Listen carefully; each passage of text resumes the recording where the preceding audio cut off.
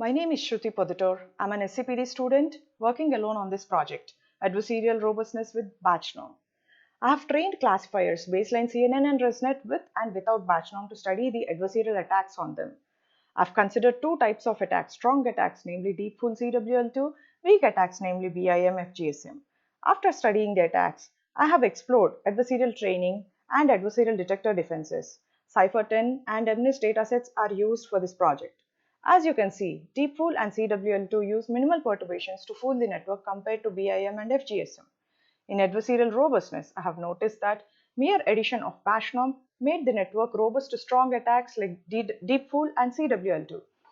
Also, the networks which are well regularized like ResNets are clearly robust for these kinds of attacks. I have performed adversarial training for BIM attack and studied the effect of batch norm and noticed it is very sensitive to the kind of datasets, as in adding batch norm won't even converge for Cypher 10 in adversarial training, while for MNIST, adding batch norm is the only way to converge on adversarial training. These three images here are accuracy curves of CNNs and ResNet trained classifiers on clean images of both the datasets. It shows that in CNNs and ResNet cases, adding batch norm helps in converging a bit faster on clean images. These three images here are accuracy curves of the same classifiers on adversarial training. It clearly shows adding batch norm didn't converge for Cypher 10 and adding batch norm only converges for MNIST. Analysis. Loss sensitivity metric perfectly correlates to the observations of the results.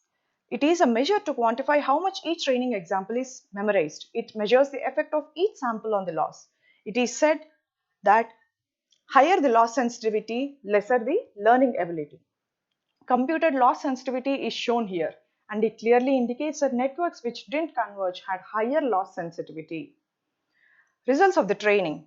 Adversarial training for a weak attack like BIM, in this case, also made the network robust for strong attacks like deep fool and CWL2.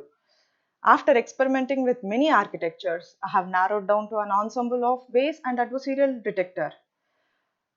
train detector, which is a very simple and yet very effective as the results show. It achieved F1 score above 90% on both the datasets. I have unsuccessfully used VAE detector which failed to capture perturbation distribution in the encoding. However, I still feel there is scope for more exploration in this direction. Novel contributions. Mere addition of batch norm fortifies simple CNNs against strong attacks such as deep fool and CWL2. But for a well-regularized network which is inherently robust against strong adversarial attacks, adding batch norm doesn't help much in these cases. Batch norm effect on adversarial training depends on the datasets. For Cypher 10, adversarial training batch norm hinders convergence, both ResNet and baseline CNN only, no batch norm variants converged. For MNIST, only batch norm adversarial training learns or converges. We have also shown the usage of loss sensitivity to explain this observation. Ensemble detector, ensemble based approach for detecting adversarial with 90% F1 score on Cypher and 94.5% F1 score on MNIST. Other findings. Adversarial training on weak attacks like FGSM and BIM makes it robust for strong attacks.